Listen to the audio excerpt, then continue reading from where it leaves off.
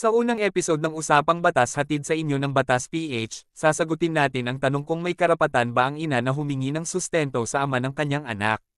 Ayon sa Article 194 ng Family Code, ang support ay binubuo ng food, dwelling o bahay, clothing, medical attendance, education and transportation ng naayon sa kakayahang pinansyal ng pamilya kasama na ang schooling or training for some profession, trade or vocation, even beyond the age of majority. Sino ba dapat ang magsuporta? Nasa family code na ang pagsuporta sa anak ay dapat mutual o parehong magulang at hindi lamang ang isa sa kanila at ito ay ibabahagi ng naayon sa Article 201 at 202 ng Family Code. Ayon sa Article 201 ng Family Code, ang suporta o sustento ng magulang sa anak ay depende sa capacity o kakayahan ng magulang at depende sa pangangailangan o necessity ng anak. Nasa Article 202 na ang sustento o suporta sa anak ay pwedeng taasan o babaan depende sa pagtaas o pagbaba ng kakayahan ng magulang o pangangailangan ng anak.